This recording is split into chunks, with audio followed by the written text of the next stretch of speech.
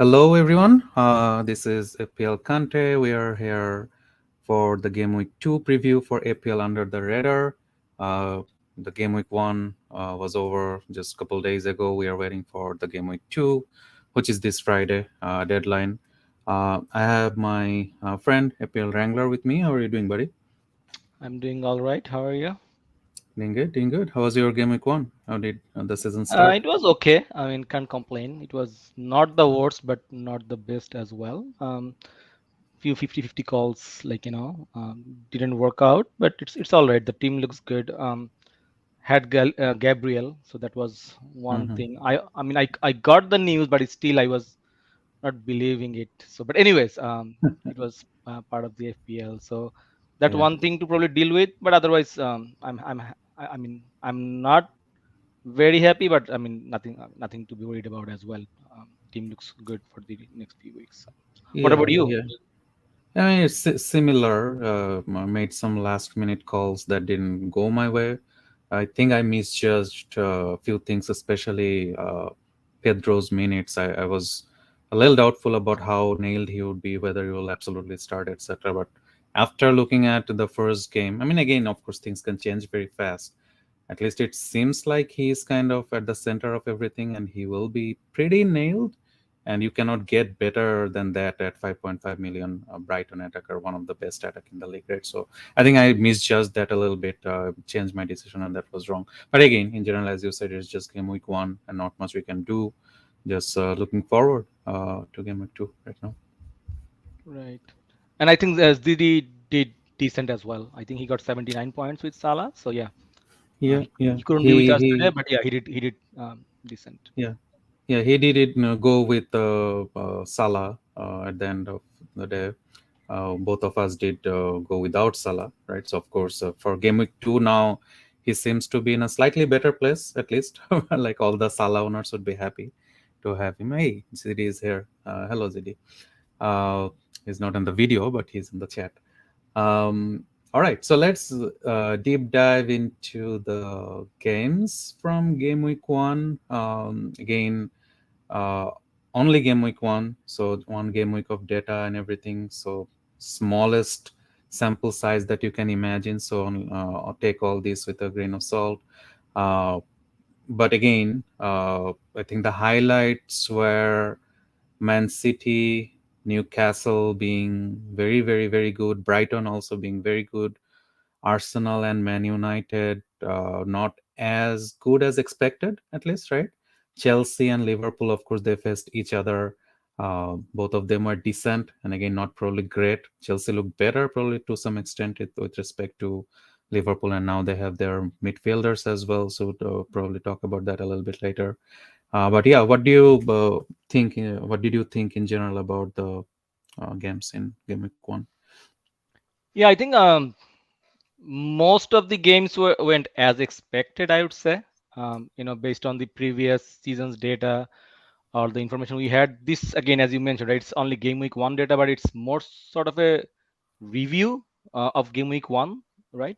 Because just kind of wanted to show how it Mm-hmm. went for each team. So yeah, I mean, we expected, if you remember our matchup charts, right, for game week 1 based on the previous season data, the matchup actually worked, actually went, I think, the way we thought. First of all, like Brighton against Luton, right? We expected 3 to 4 goals, and that actually essentially happened, right? Man City as well, Newcastle as well, Arsenal and Man United, as you mentioned, right? There's those are the two teams I would say didn't perform like as expected. But again, it's only first game, right? And winning Mm-hmm. in the first game is the most important thing. Getting the 3 points, however you get it, that really doesn't matter at the end of the day, right?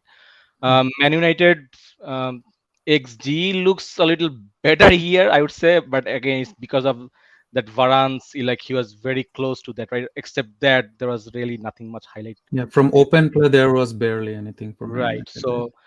So yeah, basically the teams I would like to highlight is Wolves here, right? We thought that Wolves might not do good. Their manager, stepped away just before 3 days Mhm. of the Premier League, but they actually showed huge promise. The Man United Wolves game, it is all about Wolves, right?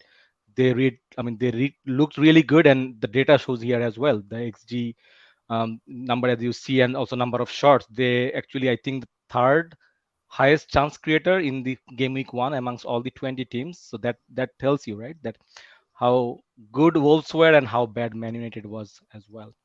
And another Yep. team I think unlucky was Everton, and you can see, right, the it's Sean Dice Everton, right? It's kind of surprising, right?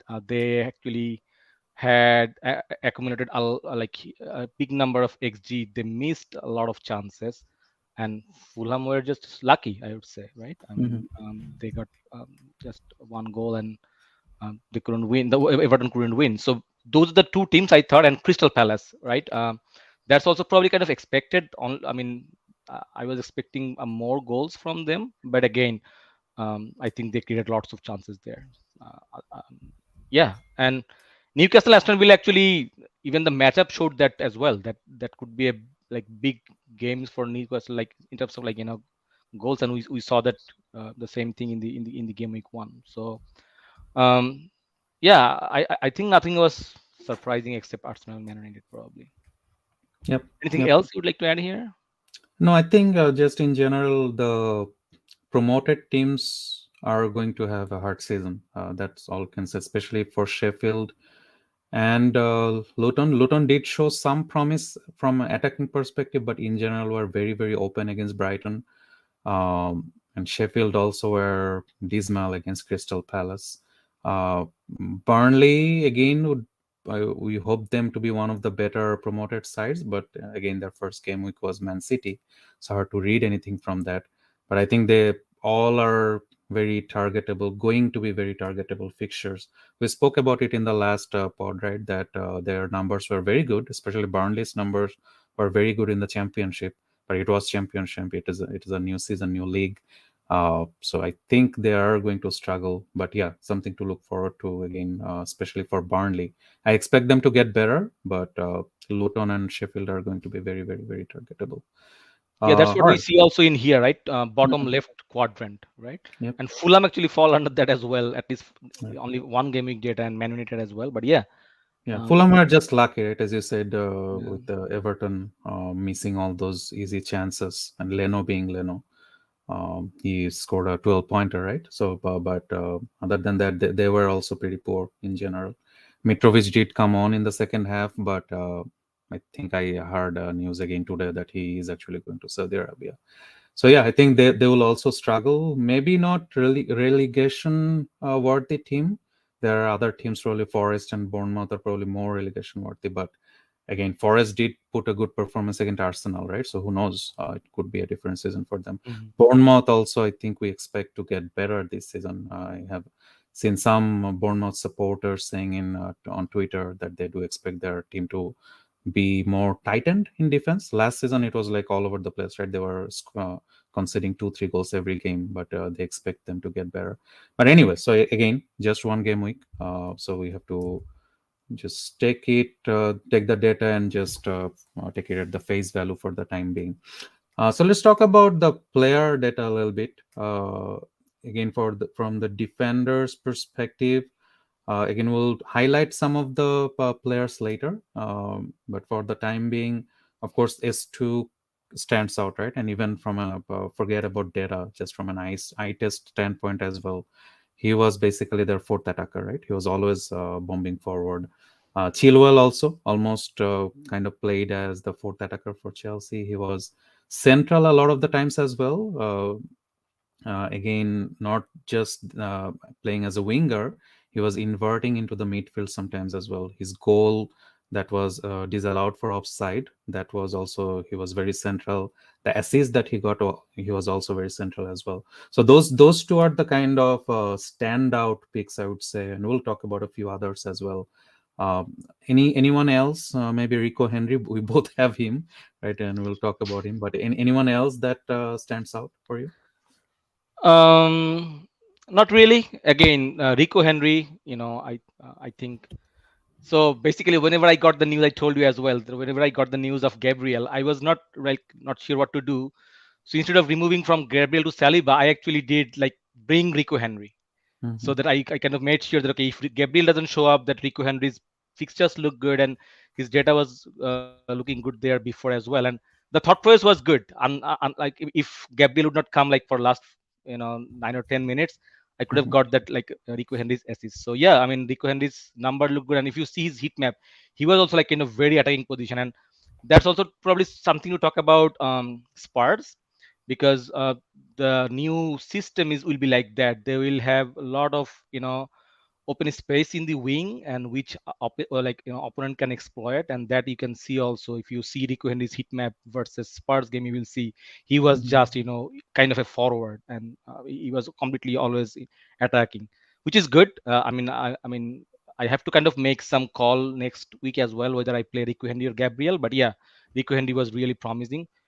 Trippier again, 6.5. We ignored him, but again, here actually we filtered out those defenders only had like zero point 0.3 xgi, and again Trippier is there, right? So I think we'll go to Trippier very soon, I guess. Like Newcastle showed that promise. Another player I wanted to mention here is Kabore, right? Bench fodder 4 million, but he also looked good. So, which is, I mean, I own him, so I actually feel happy about it, right? Because, Yep. yeah, I mean, those teams we cannot expect clean sheet, but again, if we get some attacking return here and there, that's Yeah, kind of a and there are bonus some to playable feel it. Yeah. fixtures from game week 4 onwards as well, right? 4, 5, 6. I think they have pretty good fixtures as well. In case your other defenders are not ready or whatever you're unsure, is they are playable fixtures for Kabore. Absolutely. All right, let's move on to the attackers. We'll come back to some of the defenders later. So let's skip the other ones. Uh, yeah, why not you talk about the attackers before we move on to the more detailed heat maps, etc. So yeah, Who's here the basically we filtered out zero point 0.3 xgi of the attackers, both midfielders and forwards, along x-axis, xgi along y-axis, basically FPL points, right? So that's also like how they did eventually. Uh, like x-axis is showing underlying data, but y-axis like their performance, right?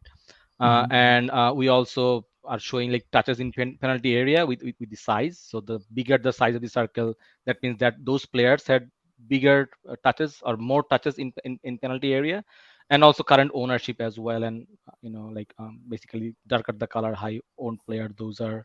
So yeah, I mean basically Holland was Holland, right? I mean he had, I don't know, yeah, a few chances, but again the goals that he made, both of them, right? First one is just one touch, and second was like it was tough angle, but he just made it count. So yeah, I think Haaland Barnes came up for only 15 minutes or so, and that's when like Villa was in completely in abysmal situation, right? So they were still going up, they were pressing high, but Mm. and Barnes and Wilson was like very fresh at that moment, right? They are even more exploiting the opportunities at that moment. So but again Isak, l- actually I didn't expect Isak's ownerships that high. Actually he's like around 18% or 20% highly owned. So Mhm. and he returned two goals, right? Or how many goals he had, one or two, or I Two, forgot, two, but two. two Yeah. goals, right? Mhm. So and their fixtures are gonna look good in few weeks. So but the problem with Newcastle right now, right, that you see like Barnes were there, Gordon played in the first half, Wilson, Isak. So you don't know actually like whom to pick, and we'll talk about Tonali as well. So mm, that's one player. Salah was okay, as you see, right? He didn't have much of penalty area touch, right? He was mostly like kind of wide and also outside of the box. If you see circle is very small. He did hit Mitoma, the bar once, right? He did yeah, right. hit the That bar is once, and true. That is true. Yeah, there was also that offside goal too. yeah, It was a close call.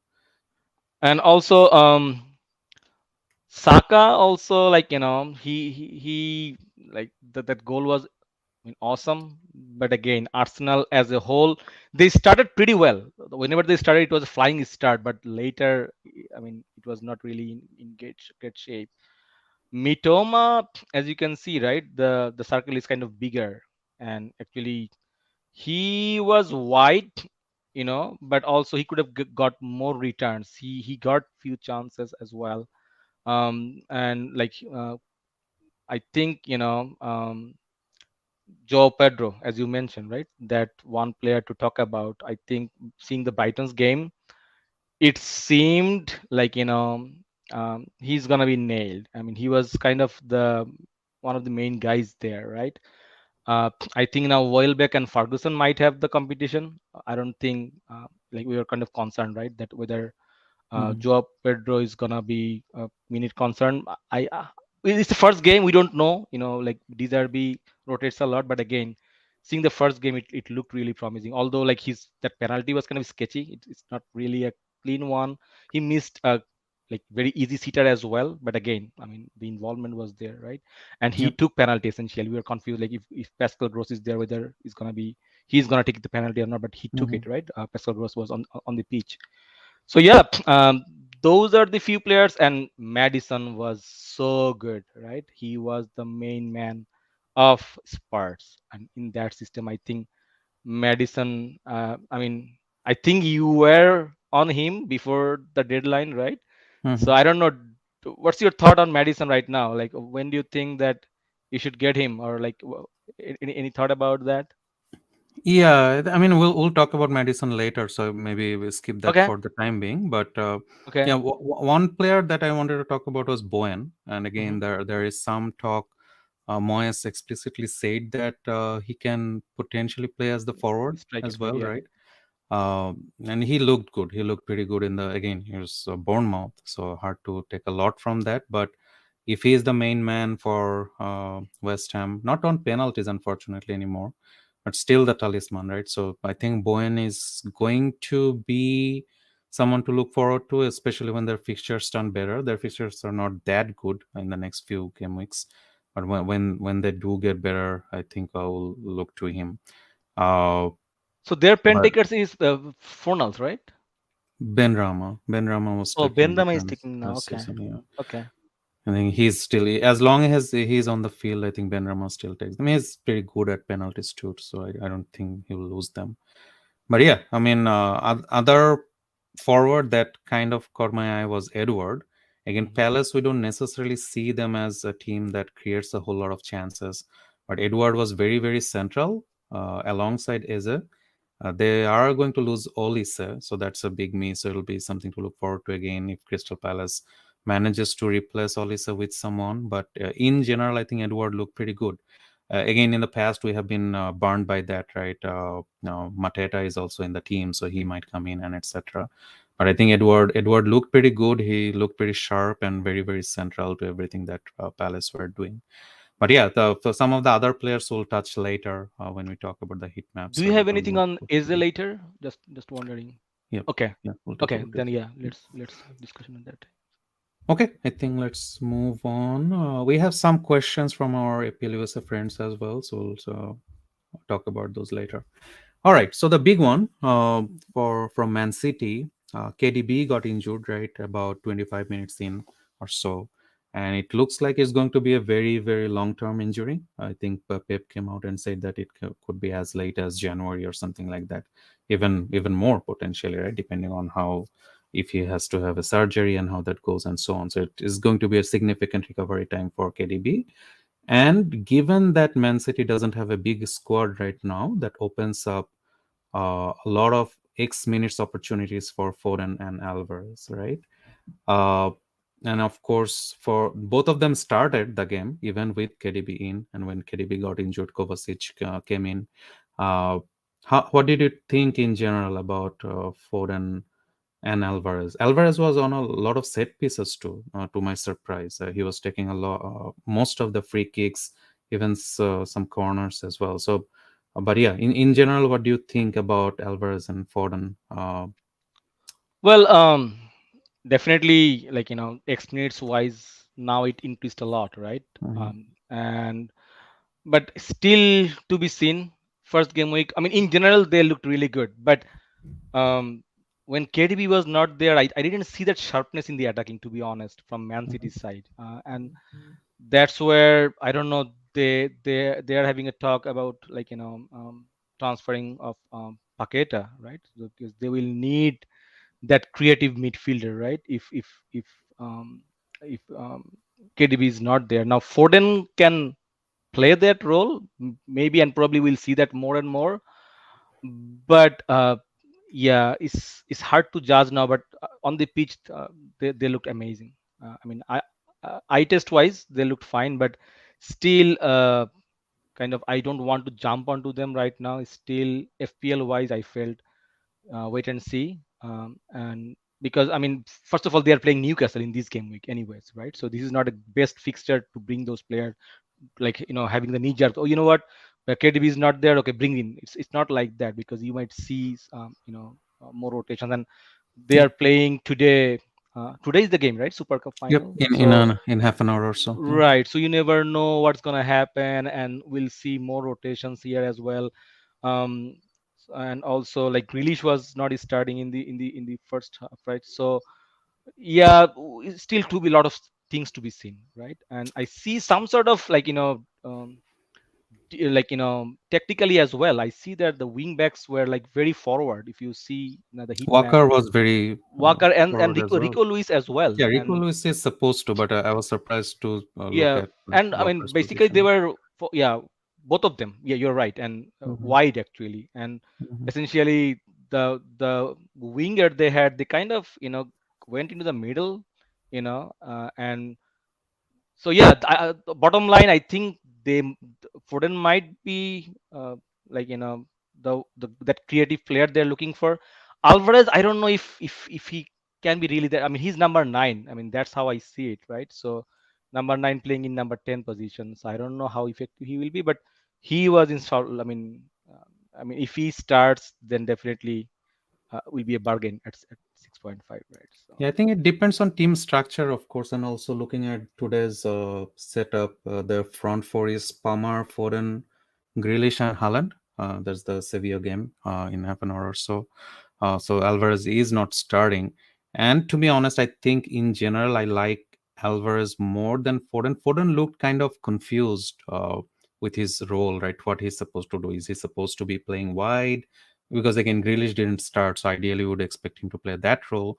But he was also cutting in. He was also playing kind of through the center areas, especially after KDB left. He was more central, right? He looked kind of confused with what he needs to do. He hasn't played a lot of minutes in the central areas for Man City either. So I really like Alvarez. And again, the reason being, as I said, I mean, with KDB's absence last season as well, we saw Alvarez kind of playing that role, bridging that gap whenever KDB was absent or didn't start.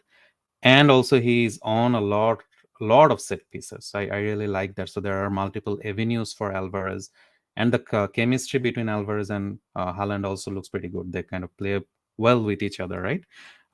Before the season started, I heard some Man City fans saying that Alvarez doesn't necessarily work out that well in that role. But at least looking at the first game, again, it's just one game. I actually really, really like Alvarez. I mean, again, it depends on your team structure whether you want to stick with like a 3-5-2, or if you want to go like a 3-4-3, or you just have 8 attackers and rotate them. It depends on a lot of things. But I think I would have Alvarez slightly ahead of Foden at just at this point of time. But as you also said, there are other players coming in, right? They will buy Paqueta potentially. They might buy Doku, and I'm pretty sure they'll buy at least 2-3 more players before the transfer season ends, right? So it's even if you do buy Foden or Alvarez, you have to keep that in the back of your mind, right? So with the new players coming in, they may not be as nailed either, right? So it KDB being absent doesn't necessarily have to translate into them playing all the games or all the minutes. So yeah, that's there. But yeah, I think if you ask me to pick one between these two, I would pick Alvarez ahead of Foden right at this point. All right, let's move on to the Chelsea boys. So again, this was the Liverpool game, right? And again, I did expect us to kind of set up in a five at the back, right? We were talking about it before game week one, and it did come true. So we had Disasi, Colwill, and Thiago Silva in the back three, and Reece and Chilwell were the wing backs, and they were very, very forward, right? Both of them. And I think in the preseason games, most of the games we were playing more forward the back with Chilwell bumping forward and Reece staying back. at the right center back. But this game was different, right? They were the outlets for the attack. Jackson and Sterling, they were kind of more central, so all the balls were going to them. But both of them were very, very attacking, right? And as I said before as well, still holds true is that Chilwell, Reece, and Nick Jackson are the three best assets from Chelsea. I'm happy that I have at least two of them already. I would not mind tripling up on a Chelsea attack, I would say, because Chilwell and James both were essentially playing as attackers by game week 3, because their fixture, even from game week 2, right? Game week 2 is a West Ham away, but game week 3 onwards is like fantastic fixtures up to game week 7 or 8. So, yeah, I mean, Nicholas Jackson looked good, right? Again, he didn't score any goals or anything, but he looked good. He had chances. He had two pretty good chances and two couple other like okay-ish chances. He just didn't finish them. Allison made a pretty good save as well from one of his shots. But in general, I think I like his positioning, how he was running the channels, how he was linking up with Starling, and how he was linking up with the wing backs as well. So I really like it from a setup standpoint. Again, for the smaller teams, I don't think we'll necessarily set up in five at the back. So it might be just Chilwell bombing forward and Reece still staying back as the right center back more. But even so, I think he's a good asset. In general, he's a good asset. He's still on a lot of set pieces as well. What did you think of the Chelsea guys in general? Yeah, I mean, I actually also had two of them, Chilwell and Nicholas Jackson, and I'm really happy. I mean, seeing the game, actually, I actually even become more excited, for the future game weeks, to be Mhm. honest, because it looks so promising. Nicholas Jackson, I was very confused between Nick Jackson and the and Watkins, Watkins. right? And it was a very tough decision because Watkins is playing versus Everton this game week. But I mean, now that I think, I mean, yeah, I missed out few points, like because Watkins scored more, but Nicholas Jackson really looked good, as you said, right? There are a couple of like chances he had. One question, oh, actually, I had two questions. One is Reece James actually like went out early. So he had some issues. So did you get any sort of confirmation, like how is he feeling, or any No, concern yeah, I about it? mean, Poch said it was he was just tired, so it was Oh, nothing to okay. do with injury. I mean, of course, we'll know more after the official press conferences, etc. But yeah, so far as I know, he was just tired, nothing to do with injuries. Okay. And yeah, I mean, Ben Chilwell, man, it was, I mean, it was a treat to watch him. And he was like that actually, right? I mean, whenever he is fit, he was always attacking, and it's a joy to like watch him and own him as well, right? So there are a lot of people who are Gabriel owners, right? Like me Mhm. as well, but I have Chilwell. But say if nobody has Chilwell, but if someone has Chilwell, but no, someone has Gabriel, but no Chilwell, do you think it could be a good move from Gabriel to Chilwell this week, or they should wait? Yeah, I mean, I think there is enough uncertainty around Gabriel to say that it might not be a bad move if you want to go for a Chelsea defender, if especially if Chilwell, if you don't already have him and if you want him for game week 3. Anyways, I don't think it's necessarily a bad move. And again, it depends on your team, right? I know people say that you have to hold your transfer for game week 2, etc. But if your team demands one, why not, right? So I mean, for me, I think there is just about enough uncertainty that you can make that move. If you can hold that, if you have another defender who you can play in place of Gabriel, or who can come in place of Gabriel if he completely doesn't get any minutes at all, it's okay to hold for one more game week, right? But if you think that you want an absolute playable defender for game week 2 and onwards, I don't think it's necessarily a bad move. I mean, you made a just take it on the chin, right? If you made a mistake, or if you are not able to move Gabriel out because of site crashing, etc., just take it on the chin and move on. Right. Yes, there are two other questions by the on the chat from like thanks guys whoever joined. So Patrick asked, will Caicedo unlocking Enzo effect Chilwell at all? Caicedo unlocking injury effect. Might, but again, I mean, I think if we do go back to four at the back setup, Chilwell will still be forward. He may not be as central, I think, because he was essentially playing as the third eight, right? Mhm. He was not even playing as the left back, left wing back. He was playing as the third eight in this game, behind Jackson for most of the time. So, I mean, I would expect him to be still very, very forward, but he may not be as central, maybe. But I don't think that makes him any worse as a FPL asset in general. Shakar has a question as well, like, is West Ham a good matchup for Chilwell? I think it is. I think it is. I Uh, agree. Yeah.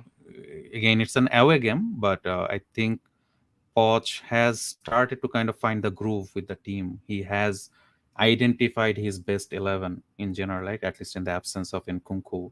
And we are getting Caicedo and Lavia. Hopefully, they will be able to play at the game to game as well. So it's a new team, it's a new structure, new players integrating in. But in general, I think I would agree that it's a good fixture for Chilwell. Okay, so let's move on to the Brighton boys. So again, this was the Luton game, and again, Luton is a newly promoted team. They look very, very, very open. It's almost reminded me of Bielsa's Leeds, right? All out attack, don't even bother about defending. And Brighton restarted from where they finished last season, right? Racking up 3-4 XGs every game. They racked up like about 3.5 XG this game as well, right? 3.5 or 4 3.9 ish. actually XG, I 3.9 think. ish XG. So they were like relentless, right? Brighton were like shooting all over the place throughout the game, but Luton were also very, very bad, right? So we don't expect Brighton to be this good maybe every game, but again, we have seen enough from them over the last 7-8 months to say that it will probably not stop either, right? And as I said, like Pedro, I kind of misjudged his potential and his minutes. I would say more minutes than anything else. But he played for almost 80 plus minutes, right? I think he was subbed off at around 80, 82-ish minutes. He is on pens, as you said before. Um, and he looked very central, right? That's the key thing. Like last year when we were picking McAllister, the reason that we were picking McAllister was, of course, first that he was on pens, but also that he was very central as well, right, from that number 10 role.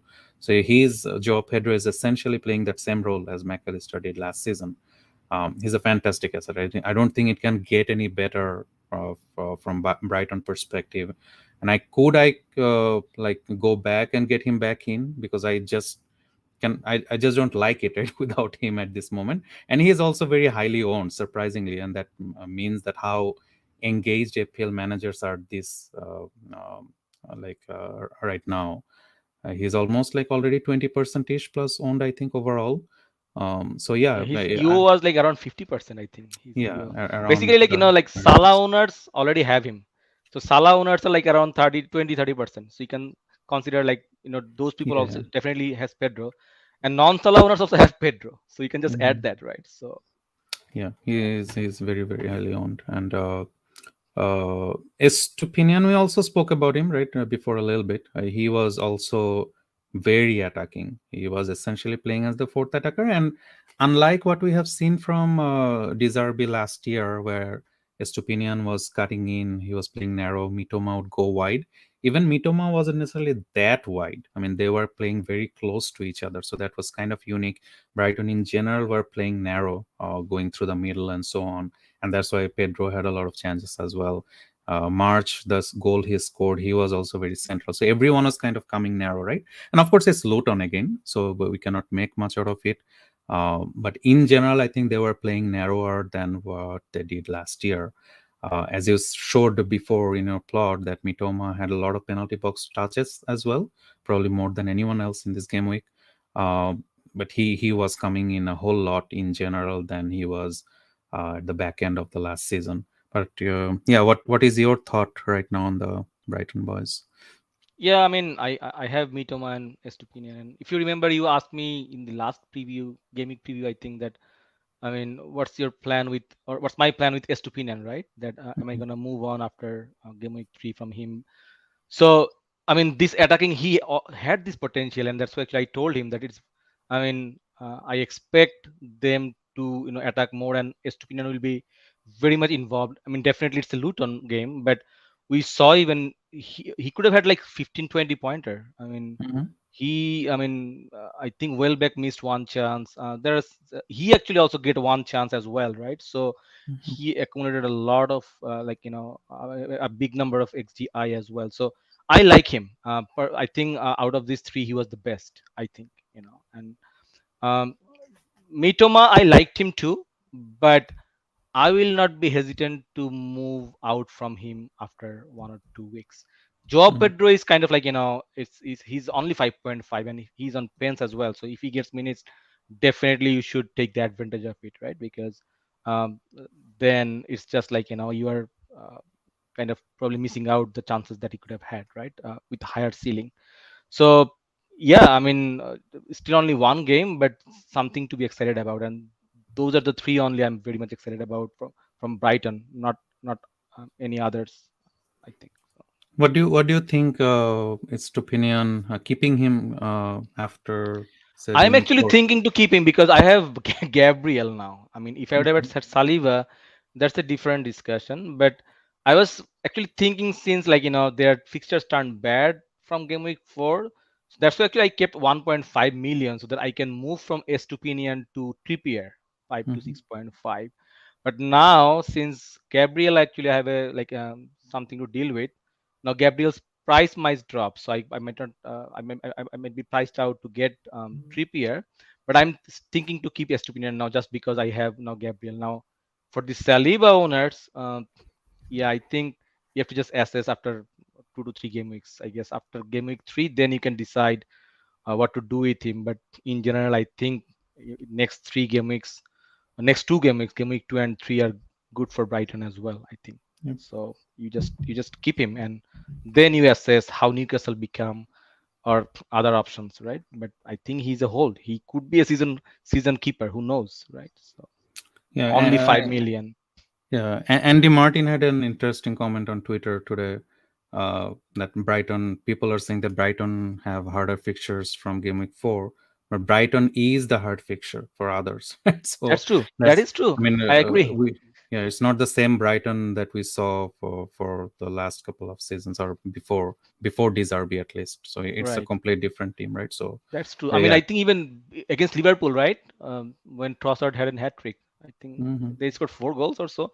So even against the tougher side, they showed promise. They always scoring goals. So yeah, Yep. definitely they are a tough fixture.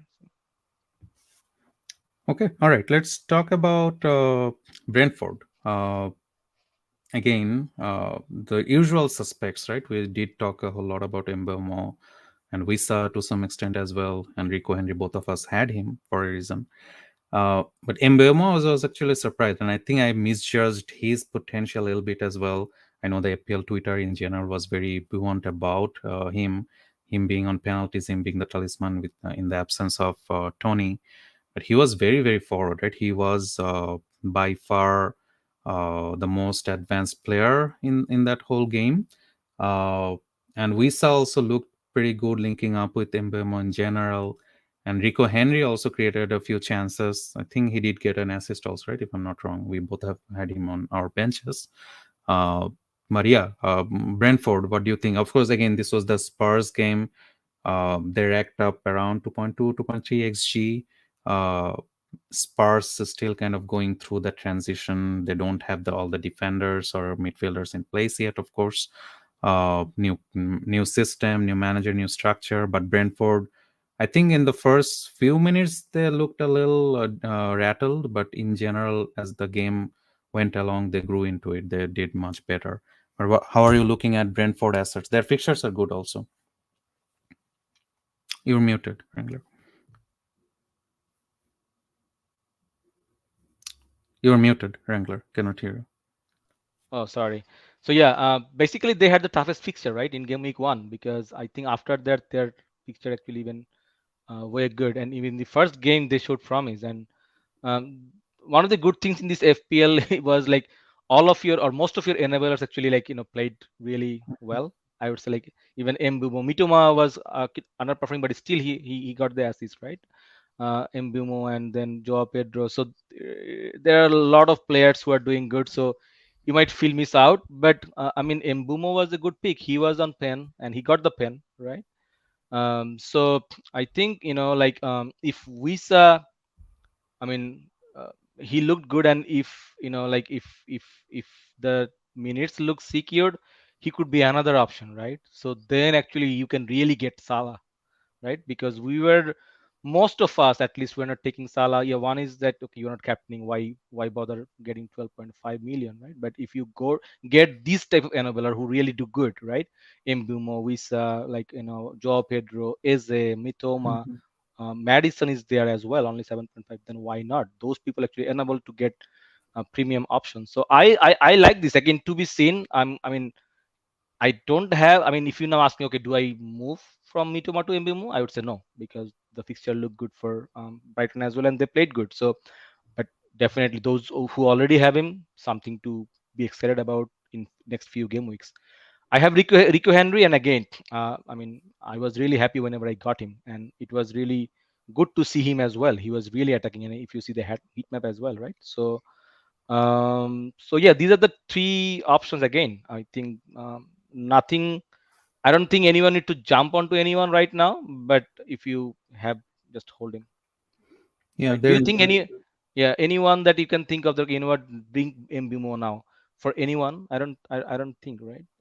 Because Mm, most of the enablers did good, really. Is it yeah, I did good? mean, Yeah. yeah, I think review keeps suggesting me to move out Mitoma for Mbeumo.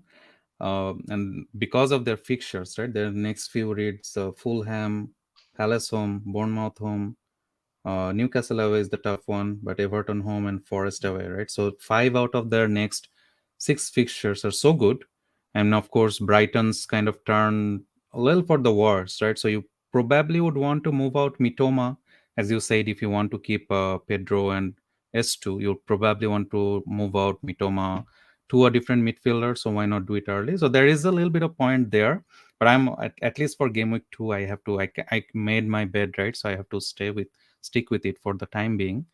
But yeah, I mean, if someone wants to move on, I cannot forbid that either, right? So he did look good, and he looked very very attacking. He was very involved. He not just the goal from penalty, but apart from that, he was also very very involved.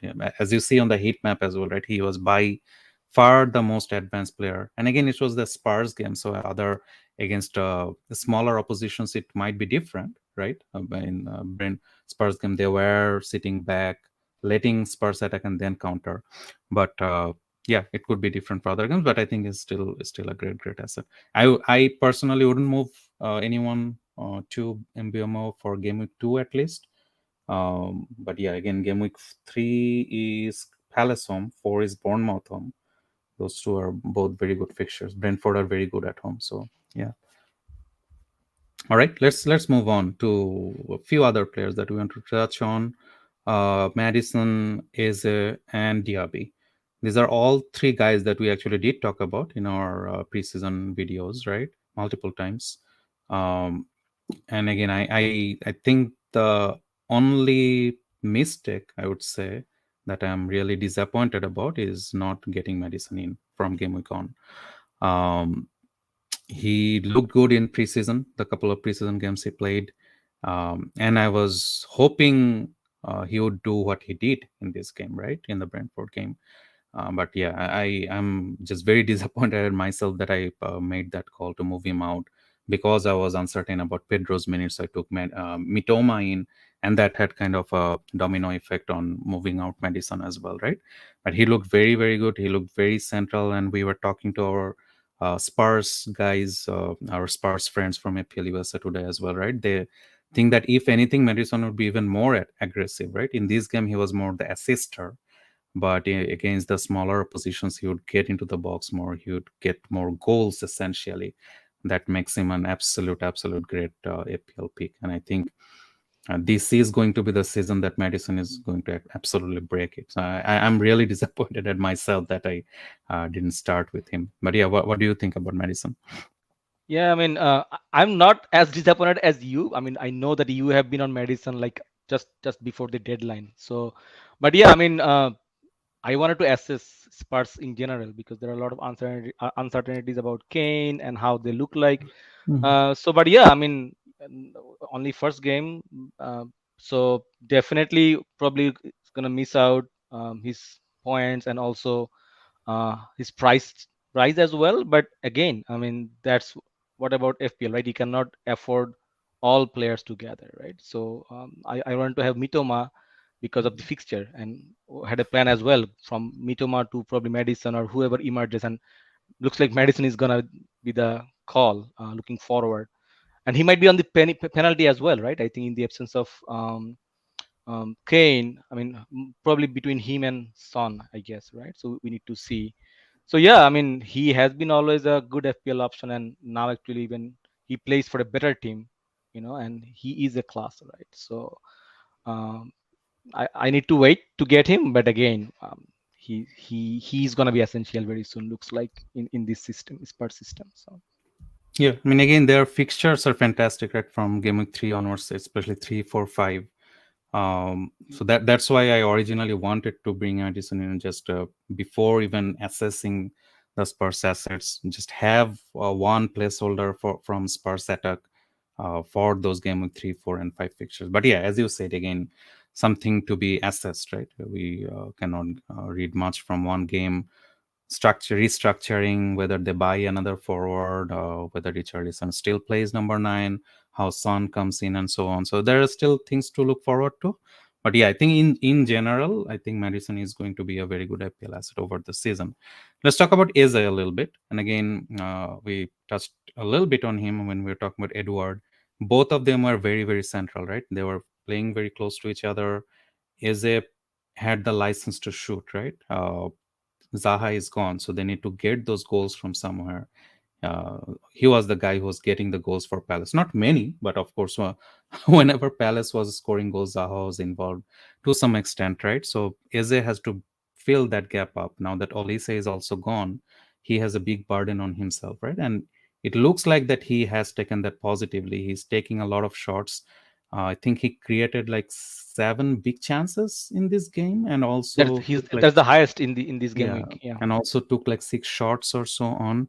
So he's not just the creator anymore, the way we used to know the Eze from before when Zaha was in or in the previous setup. He looks like the guy who has the license to shoot, right? And again, there's the kind of FPL asset that we all want. So again, I really, really like Eze. Their fixtures are a little bit mixed, not the best, not the worst either. But again, if someone already has him, absolutely great hold, great asset to own. But I wouldn't rush to get him either at this point of time from someone else. I think both Mbeumo and Mitoma are slightly better assets than Eze, given the fixtures and everything. What do you think about Eze? Yeah, like you. I mean, basically, if you have him, I feel for you guys because I mean he could have hauled. There are few chances like Edward made like there was a one header from Edward and also Anderson, so he could have actually got a few assists here and there, and he actually had the highest chance creation as well over the first game week. So if you have him, definitely hold him. But I don't think you need to bring him now. Again, they're playing against Arsenal, so not the best fixture in game week 2 anyways. So Mhm. just hold. But again, he'll be the talisman, and I think he's on pens too, right? So He's yeah. yeah, we have a lot of 6.5.5 options who are on pens. Yeah, and for decent teams as well, right? They're Yeah. not like relegation. They're all mid-table, good mid-table teams. So, but yeah, the last one, Diaby, again, he was our under the radar pick, so we were happy to see him score very early in the game as well. The game didn't go that well for Villa overall, but I think Diaby looked pretty sharp, linked up very well with Watkins. They have Buendia missing, right? So I think when Buendia comes in, he will also enable Diaby to be more central and be more attacking. Bailey wasn't that good in general throughout the game. But yeah, I think when Buendia comes back in, when he comes back in, I think he has a pretty serious injury too.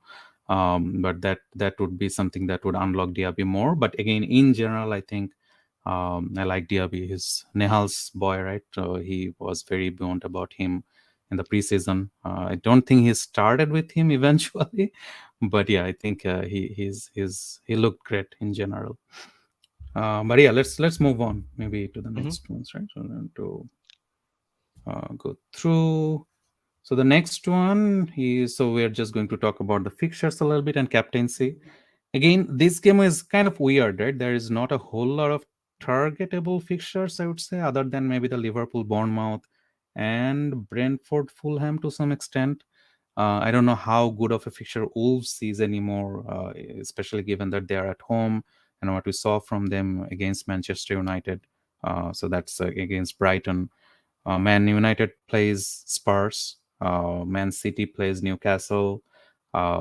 Chelsea plays away to West Ham, and Arsenal plays away to Palace. So not a whole lot of targetable fixtures in general, right? So again, Man City is Man City, of course. So they are at home against Newcastle, and Liverpool at home against Bournemouth. And I think, but the Brentford fixture is probably something that we can talk about. But anything that catches your eye from a No, uh, except Liverpool fixture, I don't think any fixture is really very exciting yeah. fixture, right? FPL wise, I think I have away FC except Holland. All my 10 or 9 Yeah, players are like away. all So, our players. Yeah, yeah. but yeah, I think there are some. I mean, but football wise, there are good games. Spurs versus Man United, Hmm. Man City versus Newcastle, right? Top four Very contenders, good games. Yeah. champion contenders. So definitely it's gonna be an exciting week. In terms of football, but not probably FPL wise. We'll see. You never know actually. Even Man City versus Newcastle game might be a goal galler. Who knows? So we'll see. Yeah, and I mean the fixtures are one of the reasons that you don't feel rushed to move to someone right away, right? If there was like a very targetable fixture, as you said, the Liverpool one maybe, but who do you go to, right? Do you buy a Jota? Do you Right. buy a Darwin, Hackpo, Diaz? There's too much uncertainty there as well. So if you already have Salah, great. If you don't, it's just hard to buy any of their assets right now, right? So it's that's one of the reasons that no one is necessarily rushing to buy unless you have a Gabriel or a De Bruyne problem, right? That's a separate thing. But yeah, there are just no essential asset for game week 2 right away. You But want yeah, to talk let's. about one thing, just one thing. Mhm, So if you are a De Bruyne owner, what do you do? mhm. I mean, you move, right? I mean, it's about whether you want to upgrade or downgrade. I wouldn't suggest anyone to take a -4 as early. If you have by chance any money, probably Salah is not the worst option. But Um, what about with a hit to Salah? no, that's what I said, right? I wouldn't take a hit. I wouldn't take a Okay. hit only if you have money to make it in one move. Hmm. That's the only reason that I would do KDB to Salah. Otherwise, I would just downgrade him. There are plenty of good assets, as we already spoke about, right? That's true. Plenty of good Yeah. players in the midfield. I don't think the -4 is warranted to get Salah just for Hmm. this one game week. And I mean, Haaland will still be 150, 160% EO, right? And of course, so again, I'm still jealous for the people who already has Salah, but I don't mind captaining Haaland against Hmm. Newcastle at home either, right? So, yeah, Okay. Yeah, I would I just agree. I downgrade him. agree. Okay, captaincy. Well, again, I mean, it's hard to go one way versus the other. There are probably good justification for either. But if you had both Haaland and Salah, let me ask you that: who do you captain? Salah. I mean, if I would had Salah, then I would definitely take him mostly because of this fixture, Bournemouth fixture at home, right? So um, I would just, whatever I would have decided, because Salah was the main, like basically Bournemouth was the main fixture for me, so I would just captain him, you know. Um, so yeah, I mean definitely Haaland can haul, but you just do whatever you thought. So what about you? Yeah, I mean, I would. If I had both of them, I would probably captain Salah. And again, you don't have to feel pushed. Just that, hey, just because I started with Salah, I absolutely have to captain him. But there is enough reason for us to captain Salah over Haaland just for this one fixture, right? It's worth taking the chance just because of the fixture. But yeah, I would have Salah slightly ahead of Haaland because of the fixture. But as I said, I don't mind captaining Haaland at all. Again, at home he was. terrific Hmm. throughout the last season, no matter who the opponent were. He racked up the goals, racked up the points. All his 4 hat tricks were at home. I'm not saying that he would score a hat trick against Newcastle, but I mean, there is no reason for you to not captain Haaland either. It's close. I would say 52-48 towards Salah, but yeah, that's about it. It can Yeah, go very wrong if if Haaland absolutely. pops off. It can go very wrong. But yeah, all right. So let's move. Our under the radar pick for this week is Tonali. Not particularly for this game week. Again, they're playing Man City away. But I just noticed, I think, enough from the game, more from an ice test standpoint. Of course, he did score a goal, missed another pretty big chance. But he just feels like, the Gundogan-ish role, right? Who makes those late runs in the box. And Newcastle has all those good crossers of the ball, right? Trippier, Barnes, or Gordon, or Almiron, whoever is playing. I think Tonali will score a few goals this season, and I think he's 5.5. I forgot his price. I think he's 5.5. So for that price, he might become a bargain for the later part of the season, for at least at some point of the season. Um, Again, we have so many good midfielders in the lower price bracket range, in between 6 to 8 million ish range. We are probably not again feeling any rush to get there, but I think he will be a pretty good APL asset just for the price. He will be a pretty good enabler.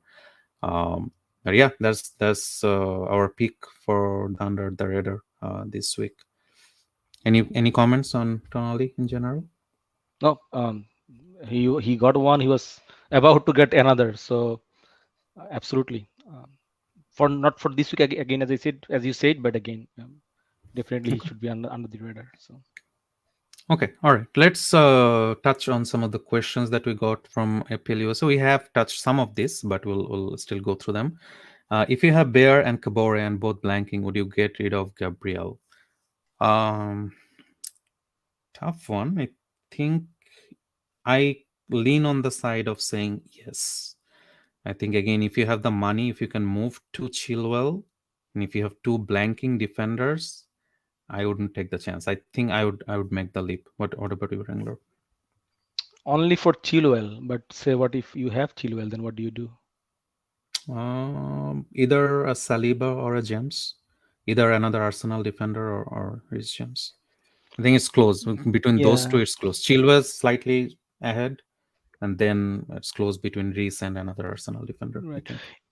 Yeah, I think the thing is like if you already have Chilwell, that means in game week 3 probably you don't need to transfer. No. Probably right. One transfer is probably enough. So I would say you move on in game week 2. I Yeah. think so. That would be um, Yep. my Absolutely. preference.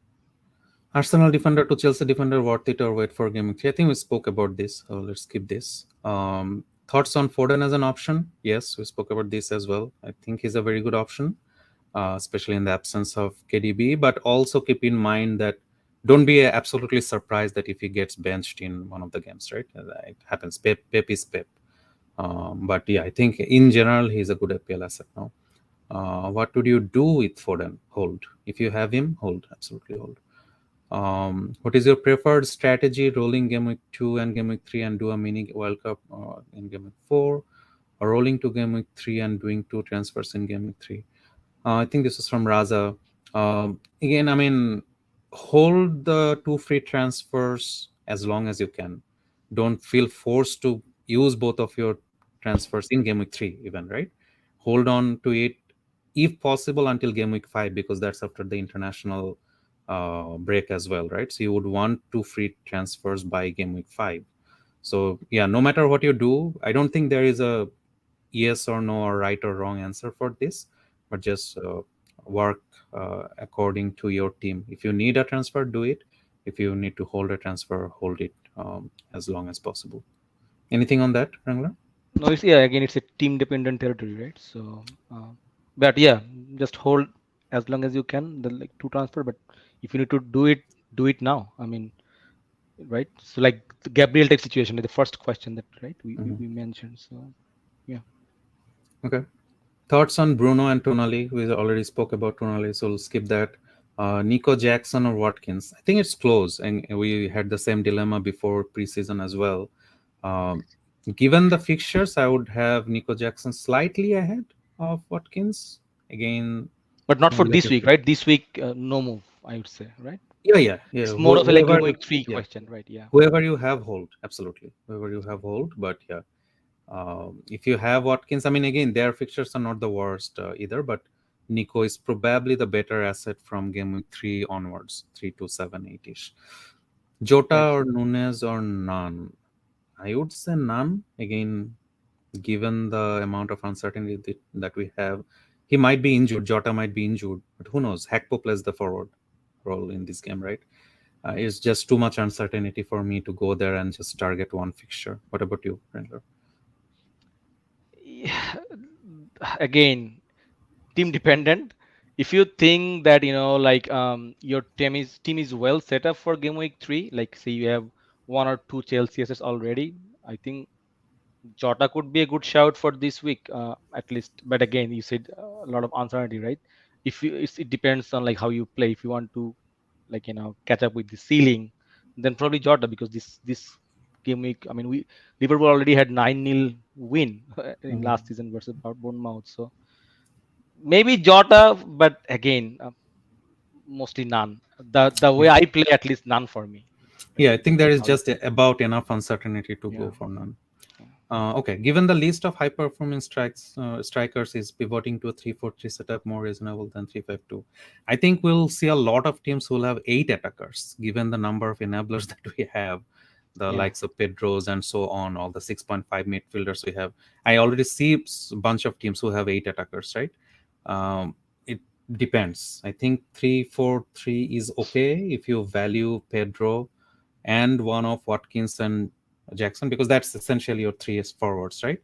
Haaland takes one spot, and then Pedro takes one, and then one of Watkins and Jackson takes the third spot for the actually, at least for the next few fixtures. It's perfectly a fine structure with four midfielders that you are happy with. But 3-5-2 is okay too. Like if you don't think that Jackson is that good of an asset yet, 3-5-2 is all right too. I don't think there is a right or wrong either way. Last question was from Patrick, I think. Archer to Alvarez in one transfer this week. So he also clarified his question. So he already has Foden. And if he makes the Archer to Alvarez transfer, it would block an easy path to Jackson. Hmm. Yeah, I mean, depends who do you bench, right? If you do make the Archer to Alvarez move, that means that you're ending up with 8 attackers. Who would you bench for, Patrick? Maybe if you can know that, let us know that in the chat. Um, yes, as I said, I really like Art Alvarez as an asset in isolation, but it depends who you are benching. Again, value your free transfers, right? Is it worth using that free transfer over the other seventh attacker you would already play, right? What do you think, Wrangler? Yeah, I mean, to me, I think I would hold this transfer. I would not Mhm. probably do that. Yeah. I All would like to right. touch upon the previous question though, the 3-4-3 and 3-5-2 setup. Just Sure. to me, I think your seventh attacker is probably like like in the 3-4-3 setup is Pedro. I think So Correct. basically, it's the debate you have to make that okay, if Pedro is better than say I don't know Mbeumo or like Diaby or like Mitoma, whoever it is, right? So that's the debate you have to have. But I think 3-4-3 will be very popular setup very soon when Nkunku, Jesus, they're gonna be fit. I think But right now, as you said, it's just you have to just decide whether you rate Joao Pedro over other 6.5. That's it. Okay, we are almost at the end. Just team for this game week. No changes for me so far, unless something happens during the press conferences. We hear more news about someone or something. The only change that I'm making to my first 11 is playing Turner over Johnston. They play Sheffield at home. Sheffield just don't have any forwards right now, right? So I do see a potential of Turner getting clean sheet there, even if not a clean sheet, at least some saves here and there. So yeah, I think I just like Turner over Johnston a little more. Wrangler, you and I have very similar teams. You have Martinelli over Odegaard. That's probably the only difference in our first 11. And But yeah, Gabriel and oh yeah, Saliba. and I Gabriel should play Saliba. Gabriel, right? Not Rico Henry, right? Hmm, tough one, but yeah, look for the press conferences. We might hear about something about Gabriel before that, anyways, that he is going to Saudi, etc. But yeah, By the I way, yeah Osula actually, I mean, he was in that plot. By the way, he accumulated 0.3 xgi. You're four yeah 4.5 million forward, right? So, and I yeah own it. So again, something I like about. So, yeah. I'd but be yeah, too optimistic about him. They are in process of buying other forwards, Archer, but yeah, I think, yeah, yeah. okay, But yeah, yeah, it'll be okay. But yeah, our teams look very similar. This game we're captaining Haaland, both of us as well as of right. now. But yeah, ZD didn't give us his team, but I think he is rolling as well with Salah captain potentially. But yeah, that's our teams for this game week. If you have any other questions that we were unable to answer, please shoot us DM and Twitter, or just post the question on our page, and we'll try to address it. Anything? Any last comments, Wrangler? No, good luck all. That's all. All right. Thank you, everyone. Again, deadline is Friday, so don't miss that.